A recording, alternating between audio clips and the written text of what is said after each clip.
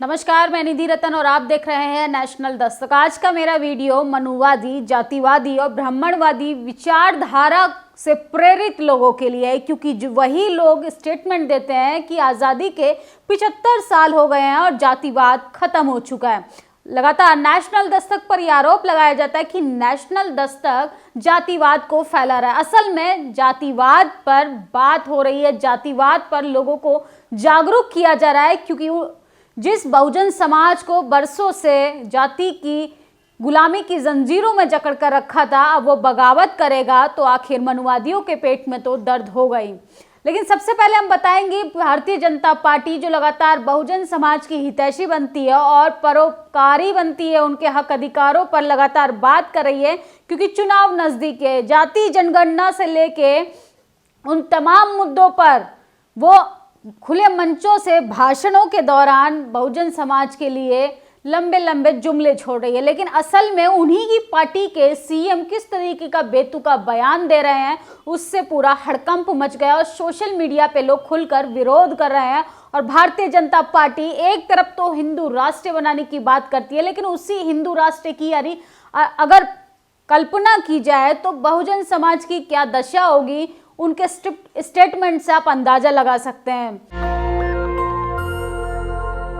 असम के सीएम हेमंत बिस्व शर्मा ने किस तरीके से इस देश के बहुजन समाज मेहनत कश लोगों के लिए अभद्र टिप्पणी की, आप सोचकर हैरान हो जाएंगे कि सत्ता में बैठे लोगों की जब इस तरीके की विचारधारा और मानसिकता रहेगी तो उनको न्याय कैसे मिलेगा।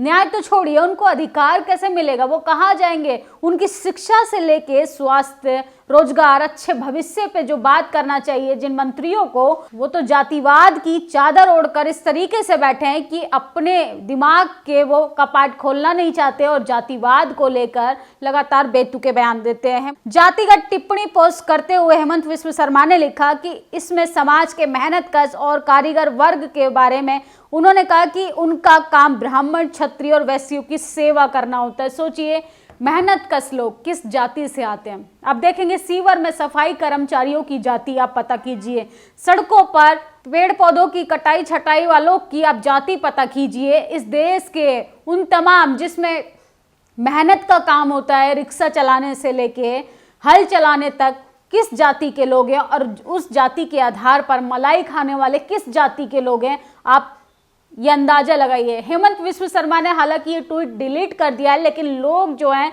वो स्क्रीनशॉट को जमकर वायरल कर रहे हैं और उनका विरोध कर रहे हैं। और भारतीय जनता पार्टी के लिए मुश्किलें खड़ी होती हुई नजर आ रही हैं कि 24 का चुनाव नजदीक है और उन्हीं की पार्टी के मुख्यमंत्रियों का बेतुका बयान आ रहा है। यहाँ तक कि उन्हीं के पार्टी के एमएलए अब तो उनको धमकी देने लगे हैं कि कोविड में जो 40 करोड़ का घोटाला हुआ, अगर मुझे पार्टी से निकाला गया तो उन सब का मैं भांडा फोड़ दूंगा। इस तरीके से अब तो मोदी जी को भी धमकियां मिलने लगी हैं। लेकिन जातिवाद पर बात कर रहे थे। आजादी के 75 साल बाद भी मनुवाद की छाती पर ऐसी चोट की है बहुजन समाज के लोगों ने।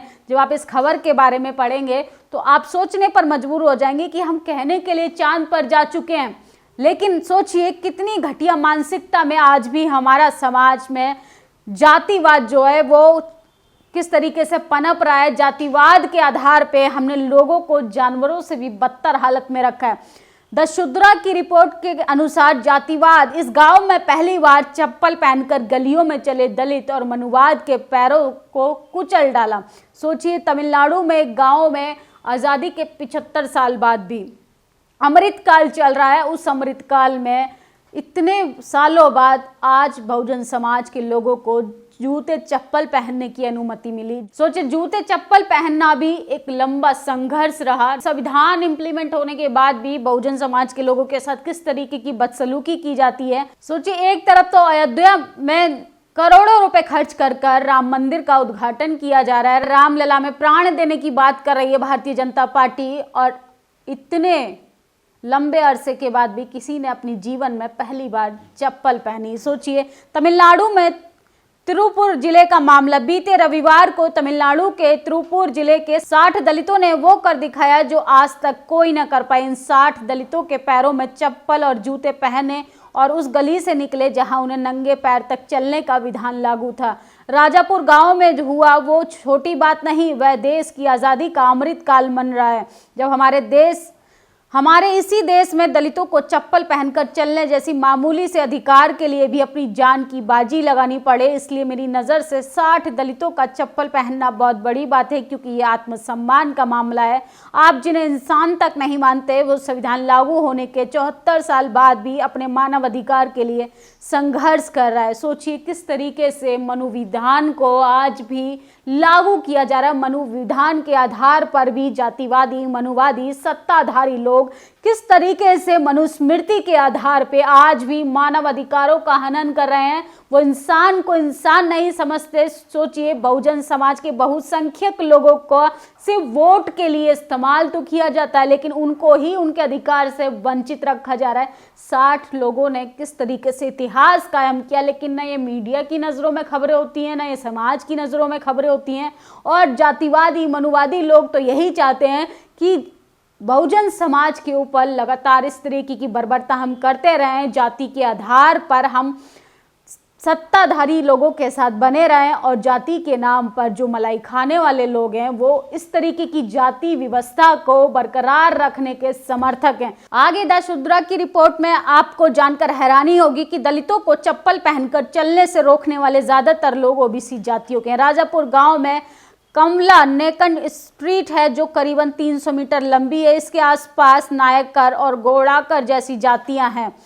रामास्वामी ई पेरियार जैसे महान शख्स आज होते तो बहुत दुखी होते। वो पिछड़ों को समझाते रहे कि हिंदुत्व के भ्रमजाल से बाहर निकलो, लेकिन ऐसे लोगों को ना उनकी बातें माननी है, ना उनकी बातों को इम्प्लीमेंट करना है। तमिलनाडु में नायकर और गोंडार जैसी ओबीसी जातियां दलितों के साथ छुआछूत करती हैं, और ये तस्वीरें इस बात का सबूत हैं कि सामाजिक न्याय को ज़मीनी स्तर पर तमिलनाडु में जाति के मामले में सब कुछ नहीं दिया जा रहा है। सोचिए कि किस तरीके से लोगों के साथ आज भी बदसलूकी होती है, और इसके साथ साथ अगर कोई अपने हक अधिकार के लिए खुलकर बोलता है, विरोध करता है सामाजिक कुरीतियों की, तो उनको जान से मारने की धमकियां दी जाती हैं। जिस जाति के लोगों ने गली में चलने का साहस दिखाया वो अरुणा धियार जाति से हैं, जो कि शेड्यूल कास्ट में आते हैं। न्यू इंडियन एक्सप्रेस ने एक गांव वाले के हवाले से छापा कि अरुण थियार जाति के लोगों ने उस गली में चप्पल या स्लीपर पहनकर चलने से मनाई थी। दलितों को जान से मारने की धमकियां तक दी जाती थी और उन पर हमले भी हुए। ऊंची जाति के लोगों ने महिलाओं को भी धमकी दी, अगर दलित यहां से चप्पल पहनकर गुजरे तो देवता दलितों को मौत की सजा दी जाएगी। हम दशकों के इस शोषण को जिल्लत के साथ जी रहे हैं। कुछ हफ्ते पहले हमने इलाके के दलित संगठनों के सामने आई अपनी समस्या रखी। सोचिए, झूठी कहानियां गढ़ दलितों को चप्पल पहनने से रोका। तमाम तरीके की जो मनगढ़ंत कहानियां हैं, मनुवाद विचारधारा के लोग लगातार बहुजन समाज को डराने का प्रयास करते रहे। तरह तरह के लोगों को इस तरीके की काल्पनिक कहानियों के जाल में फंसाकर वो किस तरीके से अपना वर्चस्व कायम रखना चाहते हैं, ये बहुत ही ज़्यादा गंभीरता का सवाल है। दलित संगठनों ने जो हिम्मत दिखाई उसकी जितनी तारीफ की जाए, लेकिन क्या आप जानते हैं कि दलितों को कैसे एक झूठी कहानी गढ़कर दशकों तक इस तरह अपमानित किया गया। एक स्थानीय शख्स बताता है कि आज़ादी के बाद जब छुआछूत को ख़त्म कर दिया गया था तो प्रबुद्धशाली जातियों ने दलितों के साथ इस अमानवीय प्रथा को जारी रखने के लिए ये कहानी बना दी कि इस गली से एक शपित गुड़िया को दबाया गया था। अगर दलित उसके ऊपर से चप्पल पहनकर निकलेंगे तो 3 महीने के भीतर उसकी मौत हो जाएगी। कुछ दलितों ने उसकी बात पर यकीन कर लिया और चप्पल उतारकर उस गली से गुजरने लगे। इस तरह की प्रथा तभी से चली आ रही है। जब आप अंदाजा लगाइए कैसे दलितों को अंधविश्वास, पाखंडवाद के सहारे गुलाम रखने की साजिशें रचती जा रही हैं। ज्योतिबा फूले कहते हैं कि हमें ब्राह्मणवादियों की इन साजिशों को समझना चाहिए, उनके झांसे में नहीं आना चाहिए। आज भी हम दलितों को ये बात समझाते समझाते धर्म पाखंड के जाल से बाहर निकालने के लिए शिक्षा और विज्ञान का रास्ता अपनाने का सुझाव देते हैं। आप किताबों में बचपन से देखते आए होंगे कि जो भी स्टोरी आपको क्रिएट की जाती है उसमें एक निर्धन ब्राह्मण का कैरेक्टर दर्शाया जाता है। ब्राह्मण को एक गरीब बताया जाता है और बहुत ही ज़्यादा सरल स्वभाव का बताया जाता है। असल में मेहनत कश लोगों का संघर्ष तो किताबों से भी पीछे है, मीडिया से भी पीछे है, और लोगों ने किस तरीके से मनगढ़ंत पाखंडवाद को बढ़ावा देकर बहुजन समाज को गुलाम रखने की ये जो षड्यंत्र है कई हजारों सालों से, और मनुवाद व्यवस्था को अब खत्म करने का समय आ गया है। जैसे 60 परिवार ने मनुवाद की छाती पर जो चोट की है वो ज़्यादा काबिले तारीफ है, क्योंकि सोचिए अपने आत्मसम्मान के लिए लड़ना, अपनी डिग्निटी के लिए लड़ना, अपने हक अधिकारों के लिए लड़ना, ये हमारा संवैधानिक अधिकार है। और आज़ादी के 75 साल बाद भी आडंबर और तमाम तरीके के पाखंडवाद में फंसा कर जो बहुजन समाज को बेवकूफ़ बनाया जा रहा है, बहुजन समाज के हक अधिकारों को हनन किया जा रहा है। अब वक्त आ गया है कि आपको ऐसे मनुजाल से निकलना पड़ेगा। आपको सोचना पड़ेगा जहां पर आपका मानव अधिकारों का हनन किया जाए वहां पर ब्राह्मणवादी ही चाल हो सकती है, मनुवादी चाल ही हो सकती है, मनुवाद विचारधारा ही हो सकती है। वो नहीं चाहते कि बहुजन समाज का बच्चा स्कूल जाए, वो नहीं चाहते कि बहुजन समाज कॉलेज यूनिवर्सिटियों में जाए, बहुजन समाज तरक्की करे। क्योंकि जब आपको संघर्ष ही करना पड़े चप्पल जूतों को पहनने के लिए, तो सोचिए आपका बच्चा अभी कितना दूर है उस कॉलेज यूनिवर्सिटी के दरवाजे से जहां पर बाबा साहब चाहते थे तमाम प्रत्येक नागरिक को समान अधिकार दिया जाए, शिक्षा स्वास्थ्य सबका पहला अधिकार होना चाहिए। लेकिन यहाँ पर चप्पल पहनने को भी लेकर संघर्ष करना पड़ता है। ये वीडियो उन मनुवादी लोगों के लिए है जो कहते हैं कि जातिवाद कहाँ है। ज़रा वो देखें तस्वीरें और ये खबर ज़रा गंभीरता से सोचें।